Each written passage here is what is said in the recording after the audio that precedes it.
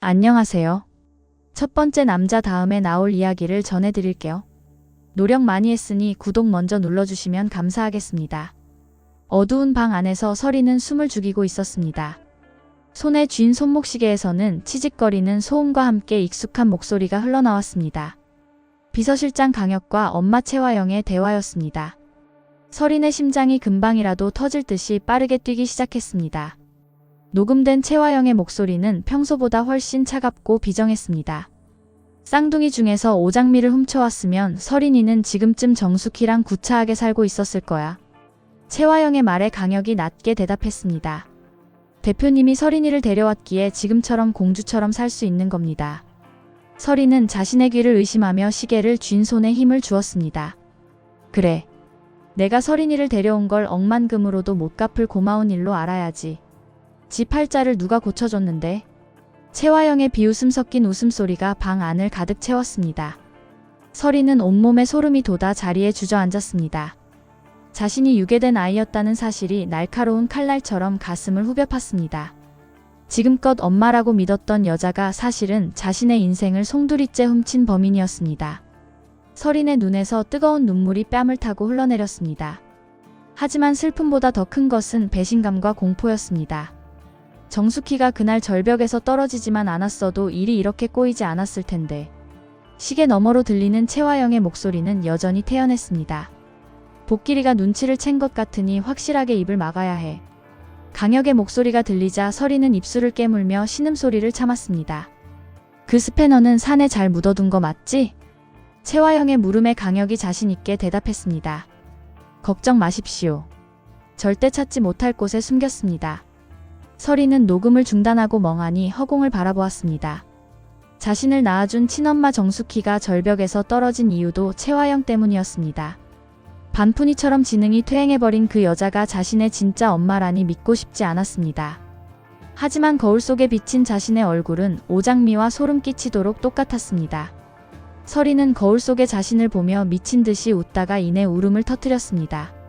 내가 그 반푼이 딸이라고? 그 가난한 집구석이 내 집이라고? 서리는 벽을 치며 울부짖었습니다. 자신은 드림그룹의 손녀이자 화려한 상속녀로 살아야만 했습니다. 시골 시장 바닥에서 반찬이나 파는 여자들과 엮이는 것은 죽기보다 싫었습니다. 하지만 채화영은 자신을 사랑해서 데려온 것이 아니었습니다. 그저 자신의 야망을 채우기 위한 도구로 이용했을 뿐이었습니다. 서리는 떨리는 손으로 가방에서 유전자 검사 결과지를 꺼냈습니다. 이미 결과는 나와 있었습니다. 채화영과 자신은 피 한 방울 섞이지 않은 남남이었습니다. 서리는 검사지를 갈기갈기 찢어 쓰레기통에 던져버렸습니다. 그리고 USB를 꺼내 녹음된 파일과 증거들을 차곡차곡 옮겨 담았습니다. 이것은 서린이 살아남기 위한 유일한 보험이었습니다. 다음날 서린은 아무 일도 없었다는 듯 채화영의 사무실로 향했습니다. 사무실 문을 열자 채화영이 우아한 자태로 차를 마시고 있었습니다. 서린아, 어제는 왜 그렇게 늦게 들어왔니? 채화영이 인자한 미소를 지으며 물었습니다. 서린은 속이 뒤틀리는 것을 참으며 차갑게 웃어 보였습니다. 그냥 마음이 좀 답답해서 드라이브 좀 했어요. 엄마.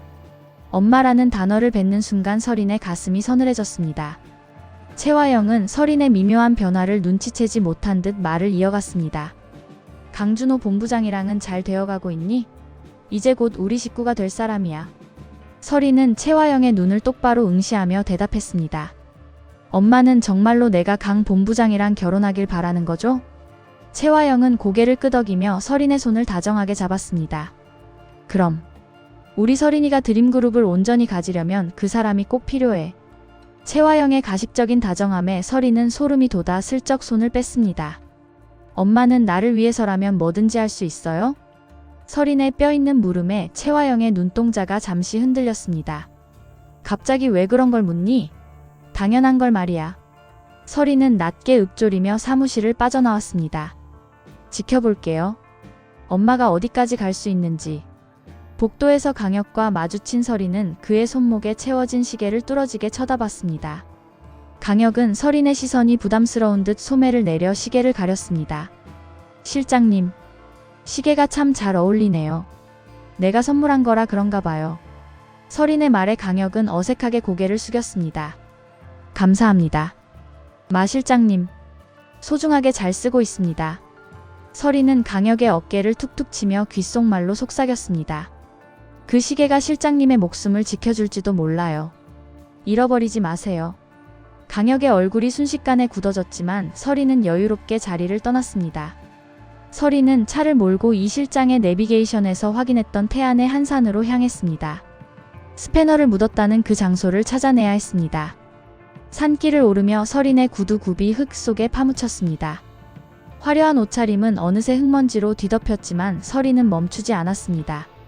나무 밑동을 뒤지고 돌더미를 들춰내며 필사적으로 땅을 팠습니다. 몇 시간을 헤맨 끝에 서린의 손끝에 단단하고 차가운 금속이 걸렸습니다. 서린은 숨을 몰아쉬며 흙을 걷어냈습니다. 그곳에는 낡고 붉은 녹이 쓴 스패너가 놓여 있었습니다. 채화영이 오복기를 습격할 때 사용했던 결정적인 범행 도구였습니다. 서린은 스패너를 수건에 싸서 가방 깊숙이 숨겼습니다. 찾았다. 채화영. 당신의 목숨줄. 서린은 산을 내려오며 오장미에게 전화를 걸었습니다. 장미는 슬픔에 잠긴 목소리로 전화를 받았습니다. 서린씨. 웬일이에요? 아빠 장례식 치르느라 정신이 없어서요. 서린은 차가운 눈빛으로 앞을 응시하며 말했습니다. 오장미.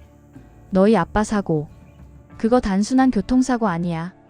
장미의 숨소리가 거칠어지는 것이 전화기를 통해 전해졌습니다. 그게 무슨 소리예요? 당신이 뭘 안다고 그런 말을 해? 서린은 낮게 가라앉은 목소리로 말을 이었습니다. 우리 엄마. 아니 채화영이 배후야. 너희 아빠는 그 여자가 죽인 거나 다름없어. 장미의 비명 섞인 물음이 터져나왔습니다. 말도 안 돼. 채 대표님이 왜 우리 아빠를? 당신 미쳤어? 서린은 비릿한 미소를 지으며 대답했습니다. 알고 싶으면 오늘 밤 드림호텔 옥상으로 와. 내가 가진 진실을 보여줄 테니까. 전화를 끊은 서린은 호텔 방제실로 향했습니다. 돈으로 매수한 직원을 통해 사고 당일의 원본 영상을 확보했습니다. 이미 채화영이 손을 써서 삭제했다고 믿었던 영상이었습니다. 영상 속에는 주차장에서 복길의 멱살을 잡고 위협하는 채화영의 모습이 선명했습니다. 서린은 영상을 휴대폰으로 촬영하며 이를 갈았습니다. 이제 판은 완벽하게 짜여졌습니다. 밤이 깊어지고 드림호텔 옥상에는 찬바람이 휘몰아쳤습니다. 서린은 난간에 기대어 화려한 서울의 야경을 내려다보았습니다. 이 모든 불빛이 자신의 발 아래에 있어야 했습니다. 누구에게도 뺏길 수 없었고 누구에게도 나눠줄 수 없었습니다. 멀리서 옥상문이 열리는 소리가 들리고 장미가 숨을 헐떡이며 나타났습니다. 장미의 눈은 울음으로 퉁퉁 부어 있었지만 눈빛만은 매서웠습니다. 말해. 마서린. 당신이 알고 있는 게 뭐야? 장미가 소리를 지르며 서린에게 다가왔습니다. 서린은 천천히 뒤를 돌아 장미의 얼굴을 마주 보았습니다. 자신과 똑같은 얼굴을 한 여자가 분노에 차서 떨고 있었습니다. 서린은 가방에서 녹음 기능이 있는 시계와 스패너를 꺼내 보였습니다. 이게 증거야. 채화영이 너희 아빠를 어떻게 했는지 다 들어있어. 장미는 떨리는 손으로 시계를 받아 녹음 파일을 재생했습니다. 채화영의 잔인한 목소리가 옥상을 울리자 장미는 바닥에 무너져 내렸습니다. 어떻게 사람이 이럴 수 있어? 우리 아빠가 그 사람한테 뭘 잘못했다고? 장미는 가슴을 치며 통곡했습니다. 서린은 그런 장미를 차갑게 내려다보며 말했습니다. 채화영은 그런 여자야. 자기 앞길에 방해가 되면 누구든지 밟아버리지. 장미가 서린의 다리를 붙잡으며 애원했습니다. 서린씨, 제발 이 증거를 경찰에 넘겨줘요. 우리 아빠 억울함을 풀어야 해요. 서린은 장미의 손을 매정하게 뿌리쳤습니다. 경찰? 아니. 이건 그렇게 쉽게 쓸 카드가 아니야. 난 이 카드로 채화영을 내 손 안에 넣을 거야. 장미는 경악스러운 눈으로 서린을 올려다보았습니다. 당신 제정신이야? 당신 엄마잖아. 아무리 그래도 범죄를 이용하다니. 서린은 광기 어린 눈으로 소리쳤습니다. 엄마? 그 여자는 내 엄마가 아니야. 나를 유괴한 유괴범일 뿐이라고. 장미는 충격에 입을 다물지 못했습니다. 유괴라니? 그게 무슨 소리야? 서린은 실성한 듯 웃으며 장미의 얼굴 가까이 다가갔습니다. 우리가 쌍둥이라는 건 알지? 채화영이 너희 엄마인 정숙희한테서 나를 훔쳐온 거야. 내가 너 대신 공주로 살게 된 거라고. 장미는 머리를 한 대 엇맞은 듯 멍해졌습니다. 자신의 잃어버린 자매가 바로 눈앞의 마서린이었다는 사실이 믿기지 않았습니다. 그럼 당신이 내 동생 오키야? 엄마가 그토록 찾던 내 동생? 서린은 오키라는 이름에 인상을 찌푸리며 뒤로 물러났습니다. 아니, 난 오키가 아니야. 난 마서린이야. 드림그룹의 유일한 상속녀.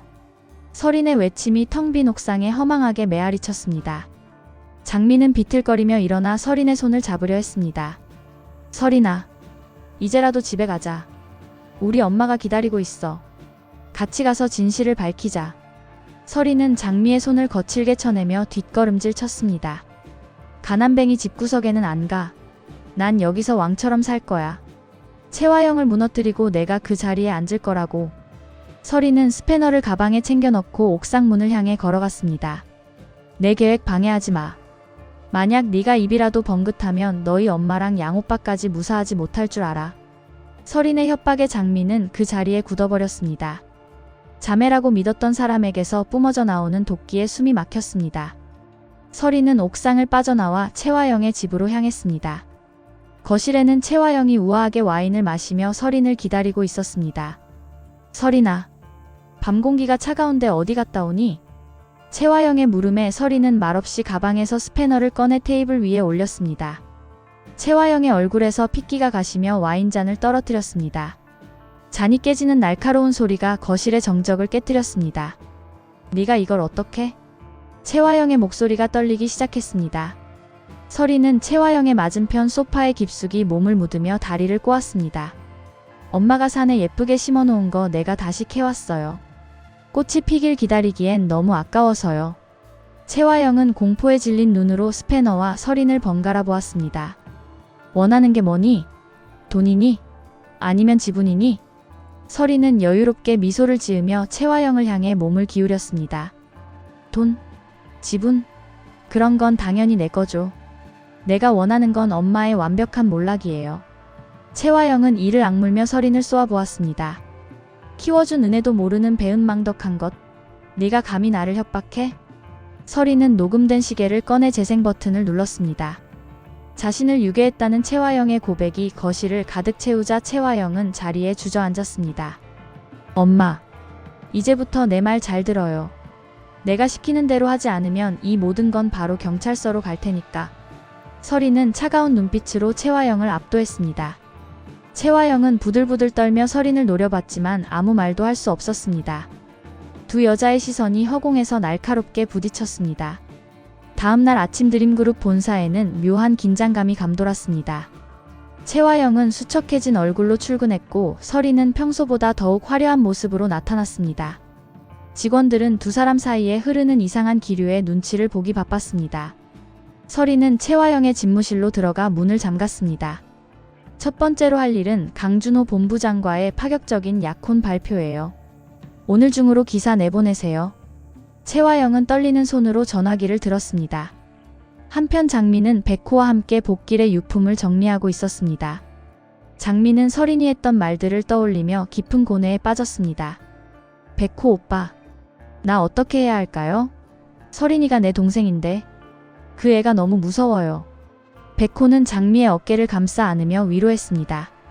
장미씨, 진실은 결국 밝혀지게 되어 있어요. 우리가 힘을 합쳐서 꼭 범인을 잡아요. 장미는 결연한 표정으로 고개를 끄덕였습니다. 서린을 되찾고 아빠의 복수를 하기 위해 장미는 새로운 싸움을 준비하기 시작했습니다. 강준호는 갑작스러운 약혼 기사를 접하고 채화영을 찾아왔습니다. 대표님, 이게 무슨 일입니까? 저와 상의도 없이 약혼이라니요. 준호의 항의에 채화영은 아무 말도 못하고 서린의 눈치만 살폈습니다. 서린은 준호의 앞을 가로막으며 당당하게 말했습니다. 내가 시킨 거예요. 본부장님. 아니 이제 내 약혼자라고 불러야 하나요? 준호는 서린의 돌발 행동에 어안이 벙벙해졌습니다. 서린은 준호에게 다가가 넥타이를 매만져주며 비릿하게 웃었습니다. 본부장님도 드림그룹을 가지고 싶잖아요? 나랑 손잡으면 모든 게 쉬워져요. 준호는 서린의 눈에서 차가운 야망을 읽고 뒷걸음질 쳤습니다. 마 실장, 당신 정말 미친 거야? 서린은 준호의 물음에 대답 대신 크게 웃음을 터뜨렸습니다. 그 웃음소리는 복도를 타고 멀리 퍼져나갔습니다. 모든 사건의 시작이었던 태안의 별장. 그곳에는 여전히 30년 전의 비밀을 간직한 채 어둠이 깔려 있었습니다. 서리는 그 별장을 자신의 소유로 돌리기 위해 서류를 준비했습니다. 이제 채화영의 목을 죄는 밧줄은 점점 더 팽팽해지고 있었습니다. 하지만 채화영 역시 순순히 물러날 여자가 아니었습니다. 그녀는 강혁을 불러 은밀하게 새로운 지시를 내렸습니다. 서린이가 가진 증거를 뺏어와. 필요하다면 그 아이도 처리해. 채화영의 비정한 명령에 강혁은 갈등하는 표정을 지었습니다. 하지만 이내 고개를 숙이며 복종의 뜻을 전했습니다. 모녀의 전쟁은 이제 돌이킬 수 없는 파국을 향해 달리기 시작했습니다. 서로를 죽여야만 내가 살 수 있는 지옥 같은 싸움이었습니다. 누가 먼저 방아쇠를 당길지 아무도 알 수 없었습니다. 장미는 엄마 수키를 데리고 강가로 산책을 나갔습니다. 수키는 어린아이처럼 강물을 보며 즐거워했습니다. 엄마, 저기 보이지? 저쪽 건너편에 우리 오키가 있대. 장미의 말에 수키는 갑자기 표정이 굳어지며 머리를 감싸 쥐었습니다. 안 돼. 내 아기 뺏어가지 마. 나쁜 아줌마가 가져갔어. 수키의 돌발 행동에 장미는 가슴이 미어지는 듯 했습니다. 수키의 기억이 서서히 돌아오기 시작한 것일까요? 장미는 수키의 손을 꼭 잡으며 다짐했습니다. 반드시 서린을 이 지옥에서 꺼내오겠노라고. 그리고 우리 가족을 이렇게 만든 채화영에게 똑같은 고통을 돌려주겠노라고. 강바람은 점점 거세졌고 장미의 긴 머리카락이 허공에서 춤을 추었습니다. 장미의 눈에는 서늘한 복수의 불꽃이 타오르고 있었습니다. 이렇게 이번 이야기가 마무리됩니다. MBC 11 드라마 첫 번째 남자, 다음 방송에서는 어떤 흥미진진한 사건들이 펼쳐질까요? 벌써부터 기다려지네요. 시청해주셔서 감사합니다.